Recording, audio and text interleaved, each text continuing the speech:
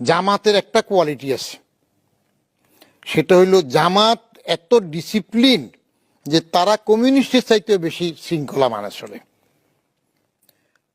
এক, আমি বাইতুল মুকাররমে বহু আগে জামাতের এক সমাবেশে আমার জানাশোনা একজনকে পাইলাম।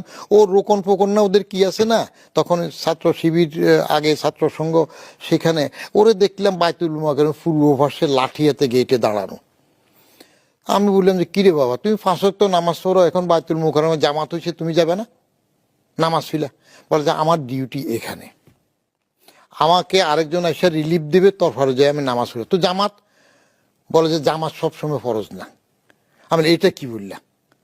বলে যে মক্কা শরীফে যখন জামাত হয় তখন যারা নিরাপত্তার দায়িত্বে থাকে, এদের পুলিশ টুলিশ, এরা কি নামাজ পড়ে নাকি? জামাত কি সবসময় ফরজ? ওই নিরাপত্তা রাখি অন্যকে নামাজ পড়তে দেওয়া, সেটাও একটা ফরজ। জামাতের এই কঠোর ডিসিশন। আরেকটা জিনিস আমি দেখলাম, জামাতের যে আওয়ামী লীগের একবার খালেদা জিয়ার সমাবেশে আসার জন্য সব বন্দি করলো না, জামাতের লোকজন কেউ যদি জেলে যায়, আওয়ামী লীগ আলী বাজাদ এদের লোক গেলেও তারা এত খোঁজ না। জামাত কিন্তু এটা করে।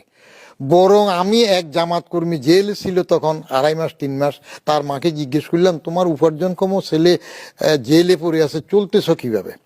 একটা চমৎকার জবাব দিছে।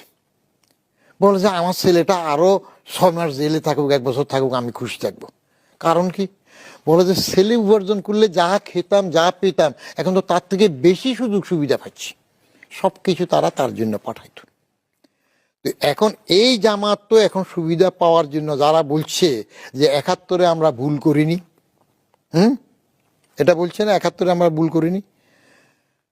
জামাতের নেতৃত্বের মধ্যে সততা আছে, কিন্তু দেশপ্রেম কতটুকু আছে সেটা পড়বার। কারণ আমি নিজে তো খালেদা জিয়ার আমলে জামাতের 2 মন্ত্রীর পতাকা উড়ানো দেখছি, তাদের সাথে কাজ করেছি ক্যাবিনেট মিটিংয়ে, নিজামী এবং মুজাহিদ।